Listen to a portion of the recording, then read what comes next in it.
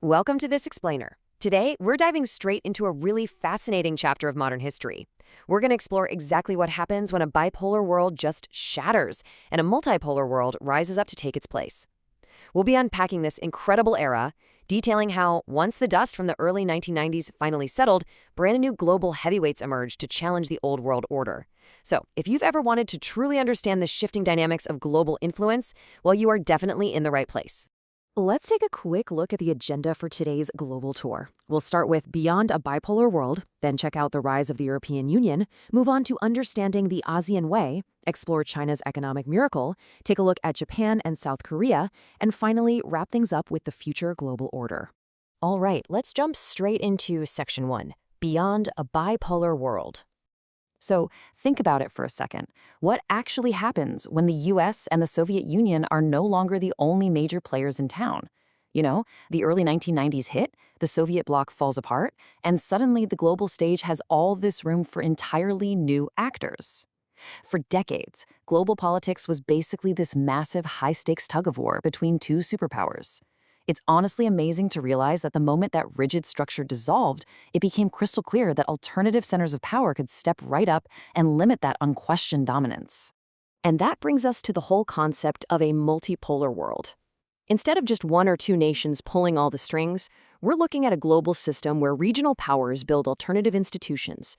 They're finding local, regional solutions to historical enmities, and in the process fostering unprecedented peace, cooperation, and some serious economic prosperity. Moving right along to Section 2, Rise of the European Union. Let's head over to Europe for a minute and see how a continent managed to build an absolute powerhouse right out of the ashes and bitter rivalries of 1945. It's quite a timeline. This step-by-step integration was initially kickstarted by the U.S. Marshall Plan, which pumped massive financial help into reviving the region's completely devastated economy. Now, notice how this definitely wasn't an overnight success. It was a very methodical progression. They went from the Organization for European Economic Cooperation in 1948, evolved into the European Economic Community, and finally got fast-tracked by the collapse of the Soviet bloc to establish the full European Union as we know it today, back in 1992. Over time, the EU has evolved from a pretty straightforward economic union into an increasingly political one. It honestly acts a lot like its own nation-state now. Beyond the flag with its 12 gold stars representing solidarity and harmony, it has its own anthem, a founding date, a single currency, and those borderless Schengen agreements. Those agreements work almost like a multi-park pass for travelers. You just get one visa and boom, you can enter multiple countries without a single hitch. But the absolutely crucial point here is scale. The European Union's projected GDP for 2024 is a staggering $19.35 trillion. To put that into perspective, that massive share of world trade allows the EU to be highly assertive in trade disputes. Plus, its currency, the euro, is strong enough that it actually poses a genuine structural threat to the dominance of the US dollar. That being said, it's not perfectly unified politically. While it absolutely operates as this huge supranational organization intervening in economic and social areas, member states still clash, sometimes intensely, on foreign policy and defense. A really stark example of this divide was the US-led Iraq invasion. Britain was a key partner in the coalition, while Germany and France strongly opposed the policy.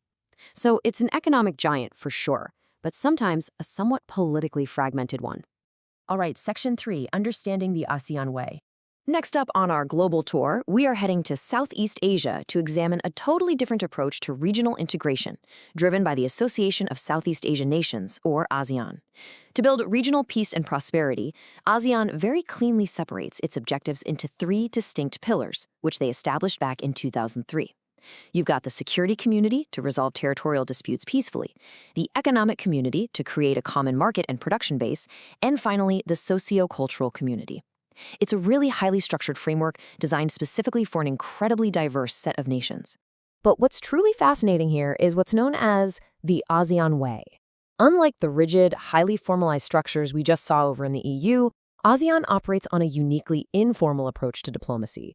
It is strictly non-confrontational and built on this fundamental respect for national sovereignty. It perfectly suits the region's diverse cultures, and you know what? It has been incredibly effective at maintaining peace across Southeast Asia. Let's move to Section 4, China's economic miracle. Pivoting over to East Asia now. China is currently projected to actually overtake the US as the world's largest economy by 2040. So how on earth did they set the stage for that? Well, following its 1949 revolution, China operated this isolated Soviet-style command economy, relying entirely on state-owned heavy industries. But then, by 1978, facing serious economic stagnation, leader Deng Xiaoping announced a massive pivot with an open-door policy. And here's the kicker. They didn't use shock therapy to fix the economy. Instead, they opened up step by step. They started privatizing agriculture and created special economic zones specifically to attract foreign direct investment. And the results? Absolutely staggering. Modern skylines, like what you see in Shanghai today, stand as towering monuments to their phenomenal rise in global trade. By blending state control with a market economy, agricultural production surged, rural incomes shot up, and China effectively became the top destination for foreign direct investment anywhere in the world. But there is a really sharp duality to this incredible rise. Not everyone has benefited equally, not by a long shot. Unemployment has risen significantly, leaving nearly 100 million people actively looking for jobs. On top of that, all this rapid industrialization has led to environmental degradation, corruption, and a really sharp, noticeable rise in economic inequality between rural and urban residents. Okay, Section 5, Japan and South Korea. Staying in East Asia for a moment, let's examine how technological might and post-war recovery can completely redefine a nation's global standing. Take Japan, for example. Despite having almost zero natural resources and having to import most of its raw materials, they focused heavily on dominating high-tech industries. This technological prowess, which is perfectly symbolized by brilliant innovations like the Asimo robot, propelled them to become a top global economy, recognized worldwide for electronics and automotive manufacturing. What's absolutely fascinating here is the duality regarding their power. Japan actually holds the world's 7th largest military budget. Yet, according to Article 9 of its constitution, it strictly renounces war as a sovereign right of the nation. It represents a completely different model of influence, right? One that is built entirely on technological strength, economic power, and making significant contributions to the UN budget rather than relying on aggressive military projection. Similarly, take a look at South Korea.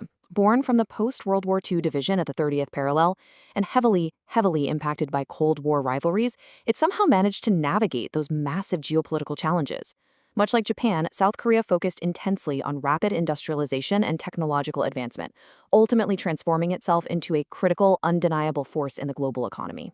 Which brings us to our final section, Section 6, the future global order. So as we wrap up this explainer on the chapter, let's connect all these pieces together. The ultimate takeaway you should have here is that global power is just no longer concentrated in one single place. The unipolar world is definitively over. We now have all these distinct blueprints for success.